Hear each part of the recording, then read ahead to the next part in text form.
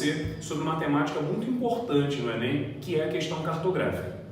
Eu queria resolver um item contigo da prova de 2016 do Enem, que fala sobre a projeção de mercado.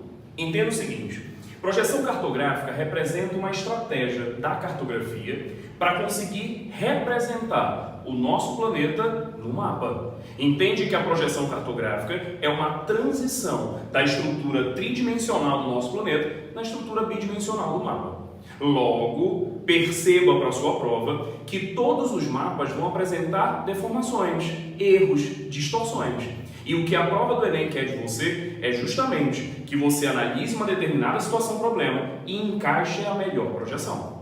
No caso do Enem 2016, ele trazia um mapa na prova, e você pode perceber isso na análise do item, e que este mapa, segundo o enunciado, refere-se a uma elaboração cartográfica do século XVI, que nos remete à elaboração cartográfica de um cartógrafo belga chamado de Gerard Mercator.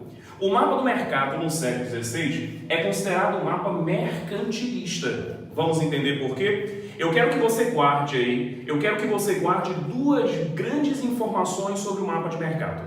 Primeiro, que o mapa dele utiliza uma projeção cilíndrica. Vamos lembrar? O que é uma projeção cilíndrica? A projeção cilíndrica é aquela projeção que consegue representar o planeta todo e que tem como principais marcas cartográficas o uso de paralelos e meridianos perpendiculares, formando ângulos constantes, ou seja, no mapa cilíndrico, sempre que um paralelo encontra com o meridiano, ele forma um ângulo de 90 graus, e que nessa projeção cilíndrica, as áreas mais polares, as áreas mais distantes do Equador, são áreas mais distorcidas, são áreas que apresentam um maior exagero de erros, de deformações.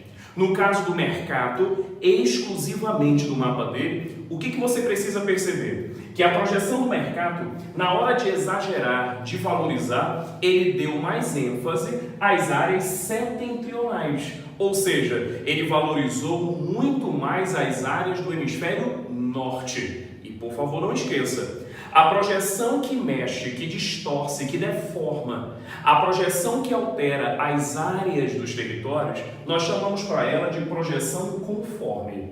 É aquela projeção que mantém a estrutura, mantém o formato, o contorno dos países, mas exagera nas áreas. Se você for para o seu item, se você for para o mapa do item, tu vais perceber que a Groenlândia, aquela ilha congelada lá no hemisfério norte, ela aparece em tamanho muito grande. Muito maior, por exemplo, do que o território brasileiro. Sendo que, na realidade, a Groenlândia é 4 vezes menor do que o Brasil. Mas aí você se pergunta, por que a Groenlândia parece tão grande? Porque o mapa do Mercator, ele valorizou as áreas setentrionais. Por quê? Porque no século XVI nós vivíamos um período mercantilista das famosas grandes navegações e quem estava no centro, na gestão desse movimento, era o continente europeu. Por isso as áreas setentrionais se tornaram muito mais amplas, muito maiores. Não só isso, a projeção do Mercator nós consideramos como uma projeção de visão eurocêntrica, porque ele centralizou a Europa no centro do mapa, mostrando a sua influência, mostrando a temida influência do continente europeu no período da expansão marítima europeia. Então não esqueça, todo o mapa ele é carregado de vínculos históricos, de realidades ideológicas, e o mapa do Mercator é uma prova disso. Logo, quando você vai para as suas alternativas, ele pede que você identifique a principal característica dessa projeção do século XVI, a letra certa é a letra E, onde ele cobra que você reconheça que a projeção cilíndrica do Mercator utiliza-se de ângulos constantes, os paralelos e os meridianos formam ângulos de 90 graus. Por isso, constantes, os ângulos são sempre os mesmos. Um grande abraço, aqui o professor Valdir, Geografia, Matriz Resolution, Superioridade.